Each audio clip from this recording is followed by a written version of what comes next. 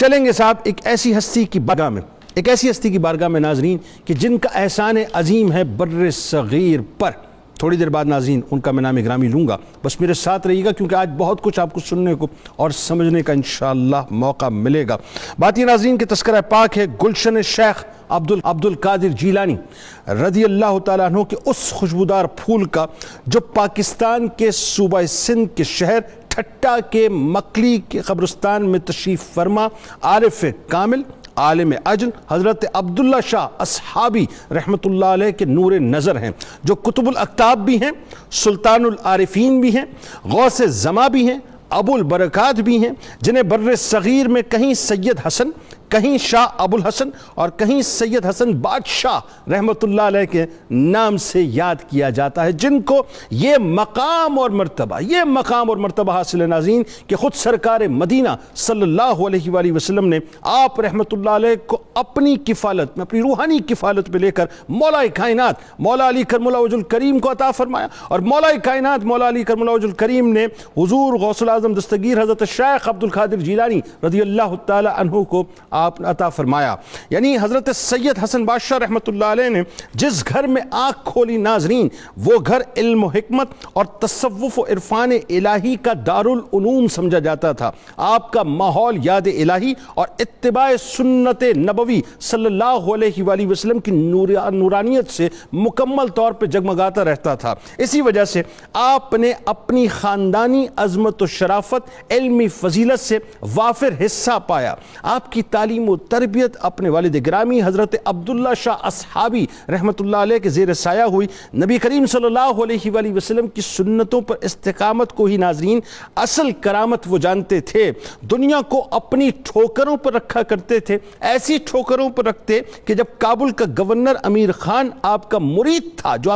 تھا بادشاہ اورنگزیب عالمگیر سے آپ رحمۃ اللہ علیہ کے لیے ایک خطہ راضی لکھوا کر لاتا ہے تو آپ رحمۃ اللہ علیہ یہ کہہ کر لوٹا دیتے ہیں کہ اس کی مجھے حاجت نہیں ہے، یہ غریبوں میں تقسیم کر دو. یہ مقام، یہ مرتبہ، یہ استغنا آپ کا تھا ناظرین. یعنی حکمرانوں سے آپ نے ڈھیلا تک نہ لیا، مگر شریعت اسلامیہ کی پابندی،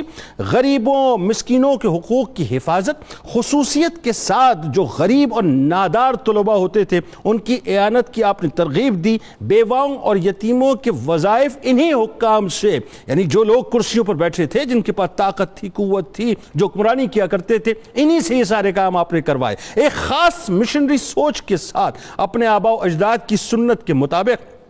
جب آپ رحمت اللہ علیہ کمالات ظاہری و باطنی سے مزین ہو گئے تو تبلیغ اسلام کے لیے ہندوستان کے کونے کونے میں تبلیغ دین کے لیے آپ نے سفر کیے. اور ان اسفار کے پیچھے ناظرین جو کمال بات ہے جو میں اس کرنے جا رہا ہوں کہ سرکار بغداد حضور غوث پاک حضرت شیخ عبد القادر جیلانی رضی اللہ تعالی عنہ کی طرف سے پشاور میں رہ کر کشمیر، ہزارہ، کابل، غزنی، ہرات تک تبلیغ کرنے کا آپ کو حکم دیا گیا. یعنی پشاور کو آپ رضی اللہ تعالیٰ عنہ نے مرکز بنوایا. اب یوں سمجھ لیجئے بات کہ پشاور ایک جگہ ہے تو آپ کو مشرق اور مغرب دونوں جگہ پہ حکم تھا کہ آپ نے تبلیغ کرنی ہے تاکہ یہاں کے تمام علاقوں میں سلسلہ قادریہ عالیہ کے ذریعے سے لوگوں کی اصلاح کروائی جائے. پٹھانوں کے بڑے بڑے سردار اور ارباب آپ کی خدمت میں آنے لگے. خدا کے جو بندے تھے ان کا ایک اژدہام آپ کی بارگاہ میں آیا، آپ سے بیعت کرنے لگا، اسلام قبول کرنے لگا. چنانچہ ناظرین یہ ایک واضح حقیقت ہے جو میں عرض کرنا چاہتا ہوں کہ حضرت سید حسن بادشاہ رحمۃ اللہ علیہ نے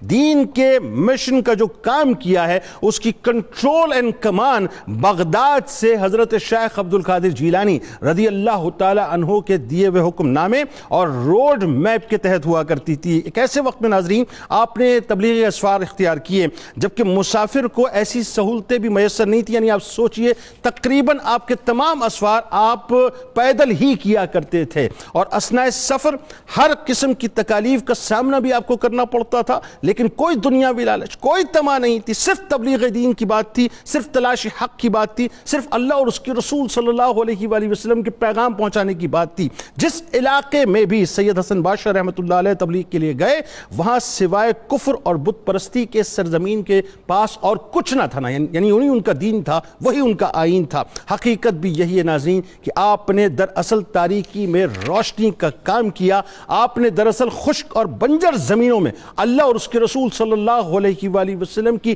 محبتوں کا می برسایا، اور پھر لوگوں کو اللہ اور اس کے رسول صلی اللہ علیہ وآلہ وسلم سے جا کر جوڑ دیا۔ امر بالمعروف و نہی عن المنکر، یہ بنیادی طور پر آپ کی شخصیت کا وصف تھا، اور آپ کی تعلیم صدق مقال یعنی سچ بولنا، اور عقل حلال یعنی حلال روزی کمانا، یہ بنیادی طور پہ آپ کی تعلیم تھی۔ مساجد بنوائی، لنگر خانے بنوائے، لوگوں کو قرآن سے جوڑ دیا، اللہ سے جوڑ دیا، رسول اللہ صلی اللہ علیہ وآلہ وسلم سے جوڑ دیا۔ آج ناظرین انہی کی بارگاہ میں انشاءاللہ ہم ہدیہ تہنیت پیش کریں گے۔